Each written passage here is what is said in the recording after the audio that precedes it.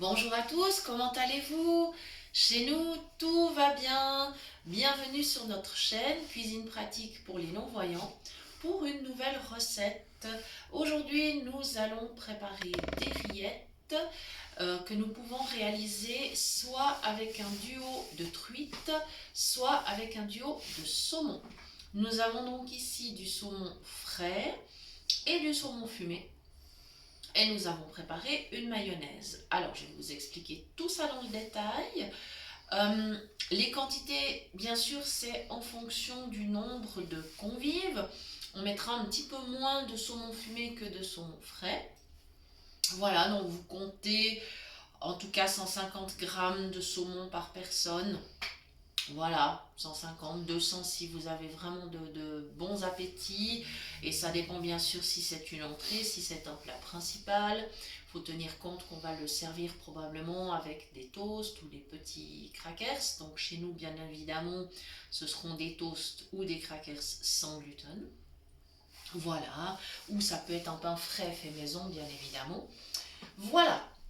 Alors, bien sûr, à part le saumon frais et le saumon fumé, pour réaliser la mayonnaise, nous aurons besoin d'un jaune d'œuf, voilà, tout simplement, une cuillère de moutarde, du sel, du poivre, de l'huile, du jus de citron et des capres. Voilà, les capres sont facultatives. Nous aimons beaucoup les capres avec le saumon. Voilà. Alors, la mayonnaise, c'est très simple. J'ai donc commencé par le jaune d'œuf.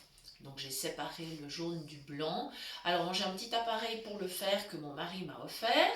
Voilà, mais on peut autrement simplement donc casser l'œuf comme on le fait traditionnellement. On- Avant de l'ouvrir, on tourne la pointe vers le haut. On enlève donc la partie supérieure. On laisse couler le blanc dans un récipient. Ensuite, on fait basculer le jaune dans l'autre morceau de coquille. Et ensuite, donc, on le met dans le saladier, tout simplement. Ensuite, donc, on ajoute la moutarde, le sel, le poivre et l'huile progressivement. Alors, pour être sûr de ne pas mettre trop d'huile à la fois, ce qui ferait rater la mayonnaise, et bien simplement, moi j'ai toujours suivi avec le doigt pour voir ce qui coulait de la bouteille. Et donc comme ça, j'ai pu en rajouter petit à petit. Ma mayonnaise est parfaitement bien montée. J'ai ajouté le jus d'un petit citron et des capres. Voilà, alors les capres, c'est encore une fois facultatif ou selon la quantité que vous souhaitez. Voilà, donc là, ma mayonnaise est terminée. Mon saumon frais a été cuit il y a déjà un petit moment. Vous avez plusieurs options pour le cuire. Vous pouvez le faire à la vapeur. Comme ça, vous n'ajoutez pas de corps gras parce que finalement la mayonnaise sera suffisamment riche, on va dire, en graisse. Ou vous pouvez éventuellement le cuire au micro-ondes. Voilà, c'est à vous de choisir le mode de cuisson qui vous paraît le plus approprié. Voilà. Je précise bien au niveau de la mayonnaise, si vous devez être particulièrement vigilant par rapport justement au gras, si vous devez faire très attention, vous pouvez tout à fait préparer la moitié moins de mayonnaise et de compléter par exemple avec du fromage blanc. Voilà, ça permettra de l'alléger tout en ayant quand même un produit qui, gustativement parlant, sera quand même sympa et intéressant. Voilà, donc ça c'est la petite astuce que je peux vous donner. Voilà, en même temps c'est jour de fête, hein, on va faire le réveillon, donc le jour de réveillon on se lâche un petit peu plus. Et puis surtout, on va dire que les graisses présentes dans le saumon et dans l'huile végétale qui a servi à faire la mayonnaise sont des graisses de bonne qualité, hein, c'est-à-dire qu'elles ne vont pas impacter ce qu'on appelle le mauvais cholestérol. Mais néanmoins, on doit être raisonnable avec les quantités. Voilà, donc ma mayonnaise, elle est prête. J'ai maintenant mon saumon frais, donc qui a refroidi, hein, je l'ai préparé de bonne heure, parce que je dois vous dire franchement que je n'avais aucune envie de me brûler en ajoutant le saumon dans la mayonnaise. Donc mon saumon frais, il est cuit et refroidi. Alors comment on sait quand c'est cuit? Eh bien tout simplement, j'ai une spatule dans la main, j'ai mes filets de saumon là, et simplement j'appuie pour voir et je constate que ça se défait parfaitement, ce qui veut dire que mon poisson est cuit. Donc, avec la spatule, je soulève le filet, bon il est en train de se casser, ce n'est pas grave. J'appuie avec l'autre main par-dessus pour justement pas en perdre en route. Voilà, bon évidemment j'ai pris la précaution de mettre mes filets tout près de mon saladier, histoire d'éviter un transport périlleux, n'est-ce pas? Donc je suis en train de transvaser mon filet de saumon dans le saladier, toujours avec la spatule, voilà. Ouais, donc la cuisson est super, voilà. Très très bien. Donc la mayonnaise, je vous précise que je l'ai faite à la main parce que j'en faisais pas une énorme quantité. On va pas noyer non plus le poisson dans la mayonnaise, hein. C'est pas le but. Voilà, il faut que ça ait du goût, mais on va pas noyer non plus. On va pas noyer le poisson. Voilà, bien. Voilà, mon filet là, il est super. Je crois que j'ai tout pris, presque. Je recherche avec ma spatule encore les derniers petits morceaux, les dernières petites miettes. Voilà. Je crois que c'est ok. Ouais, c'est bon. Alors, du coup, la spatule et le plat où j'avais réservé mon saumon partent à la vaisselle. Voilà. Alors ça, c'est pratique parce que c'est un plat qu'on peut préparer à l'avance. Voilà. Je vais juste... Voilà, désolée, il faut que je lave les mains. Parce que quand on travaille avec justement de la mayonnaise, du poisson, je vous garantis qu'il faut vraiment prendre les précautions de bien se laver les mains, comme je vous dis toujours d'ailleurs. Voilà. Maintenant, je vais commencer avec la fourchette à écraser mes filets de saumon frais, donc dans la mayonnaise. Voilà. Et ça se passe très bien, il se défait sans aucune difficulté. Voilà. En plus, c'est une recette très simple. Et comme ça, ensuite, ma préparation, elle pourra aller au frigo jusqu'au moment du repas. C'est un souci de moins, on peut préparer à l'avance. J'aime toujours bien être bien organisée. Voilà. Comme ceci. Voilà, ça se... Voilà, il faut vraiment le faire à la fourchette, hein. Je vous déconseille là d'utiliser le blender parce que alors si vous le faites, vous n'aurez plus du tout la même texture, vous aurez une mousse. Voilà, vous aurez une mousse. Alors si c'est le résultat que vous l'obtenir, hein, pas de problème. Mais vraiment, faites-le à la main, à la fourchette.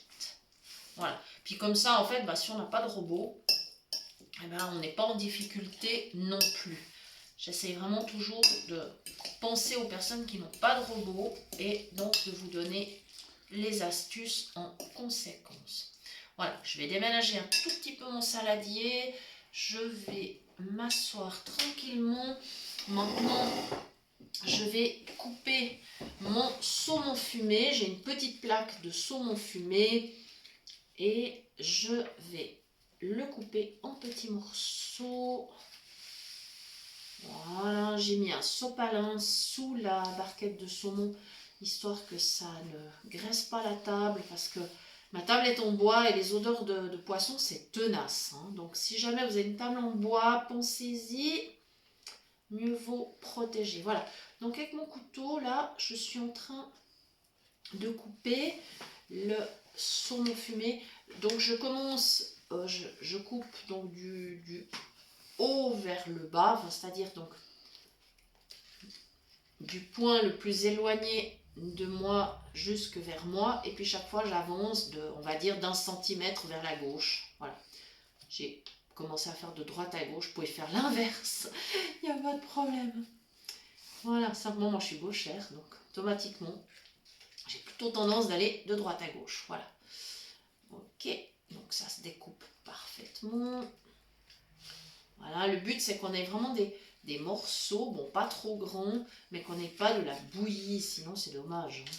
Voilà. Et Alors maintenant, je tourne dans l'autre sens et je vais refaire exactement la même chose de façon perpendiculaire, c'est-à-dire ça va faire des croisements. Voilà, tout simplement. Voilà.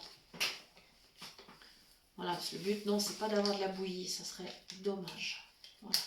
Donc, on va vraiment couper des petits morceaux. Voilà. Et puis le mélange, effectivement, du saumon frais, saumon fumé, ben, ça va être vraiment bien sympa. Et ça, c'est une recette. Alors, vous pouvez le réaliser avec de la truite, hein. Il n'y a pas de souci. Truite fraîche, truite fumée, vous pouvez tout à fait. Ou d'autres poissons, si l'envie vous en prend. C'est évidemment possible. Voilà, j'essaie vraiment de couper encore un petit peu. Voilà. Pendant que je découpe, je vais profiter d'adresser des remerciements aux journaux qui nous ont fait de très bons papiers sur la chaîne. Vraiment, merci infiniment aux journalistes qui ont été super sympas avec nous. Donc, on fera de toute façon très prochainement, je pense début 2022, une vidéo pour remercier vraiment toutes les personnes qui relayent ce qu'on fait. Comme ça, on vous les présentera un peu plus en détail, on vous expliquera qui fait quoi. Parce que c'est vrai que quand on fait les vidéos, on les remercie, mais c'est toujours vraiment vite, comme ça, vite fait. Alors on veut prendre une fois le temps vraiment de remercier les gens et de vous présenter bien sûr pour l'année prochaine les projets pour la chaîne, parce qu'il y a des projets. Voilà. Voilà, mon saumon fumé, c'est ok.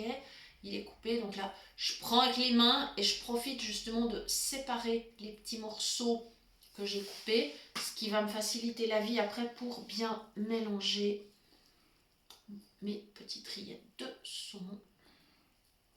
Voilà. Comme ceci. Voilà. Alors bon, moi j'ai choisi de faire une mayonnaise au citron. Ça aurait été tout à fait possible de faire une mayonnaise avec par exemple de l'aneth, hein, qui est une herbe assez particulière mais qui va très très bien avec le saumon. Ou alors ça aurait été possible avec de l'estragon par exemple. Voilà. Ou de la citronnelle. Voilà. Donc il y avait plusieurs possibilités. J'ai choisi l'option citron. J'ai pris un citron jaune. Le citron vert est également une option possible. Il a une acidité particulière, mais qui va très bien avec le poisson aussi. Après, ça dépend vraiment on va dire, du goût qu'on veut obtenir. Voilà. Et j'espère vraiment que vous allez tous passer un bon réveillon, que ce soit à Noël ou à Nouvel An. Voilà. Alors, j'ai presque mis tout mon saumon fumé. Voilà, comme ceci. Voilà, et donc mon emballage. Alors, comme j'ai mon sopalin, ça va bien, je peux m'essuyer les doigts parce qu'ils sont bien gras, je vous garantis. Voilà, donc je vais déjà pouvoir les essuyer. Et je vais transporter la barquette que j'avais jusque vers la poubelle. Et évidemment, un petit coup de lavage de main avant de passer à l'opération suivante. Voilà, vraiment, c'est important. Je vais même savonner un petit peu parce que... Voilà. Alors après, au niveau du service, de la présentation, donc quand nos rillettes auront passé quelques heures dans le frigo, nous pourrons les présenter, alors soit dans des petites coupes, des mini bols, et puis si vous n'avez pas d'idée ou vous avez peu de matériel à la maison, c'est pas grave, vous pourriez par exemple tout à fait utiliser des tasses. Si vous avez un joli service à café par exemple, avec des tasses, on va dire traditionnelles, hein, pas des tasses à ristrette, mais des tasses traditionnelles, eh bien vous pouvez tout à fait présenter vos rillettes dans les tasses. Et puis par exemple mettre autour de la salade. Moi j'ai gardé quelques petites capres parce que comme ça sera joli. On pourra aussi décorer un peu. Vous pouvez mettre des petits quartiers de citron. Voilà, c'est votre imagination qui fera le reste. Voilà, je termine de mélanger et ça partira donc au frigo tout à l'heure. Comme ça, on sera prêt bien à temps pour le repas. Voilà. Je ne sais pas vous comment vous fonctionnez, mais moi j'aime toujours avoir une ou deux choses de prêtes avant que les invités n'arrivent, parce que je n'arrive pas à gérer plusieurs préparations de dernière minute. Voilà. Alors après, je ne sais pas vous comment vous organisez, mais moi j'ai vraiment besoin d'être vraiment organisée à ce niveau-là et de ne pas me mettre du stress au dernier moment. D'ailleurs, c'est ce que j'ai dit à une des journalistes qui est venue nous voir. Dans notre cuisine, il n'y a jamais de coup de feu parce que ça n'est pas possible. Moi, je travaille vraiment tranquillement. Je ne me mets pas de stress en cuisine. Jamais, jamais. Voilà. Comme ceci. Voilà les amis. Eh bien, il me reste à vous souhaiter vraiment un bon réveillon en famille. Voilà, vous souhaitez évidemment le meilleur. Et vous dire bien sûr que vous pouvez toujours nous écrire à l'adresse email de la chaîne cuisinepratique@mail.ch. Nous vous répondrons avec plaisir. Merci de nous avoir suivis et à bientôt pour de nouvelles idées cuisine.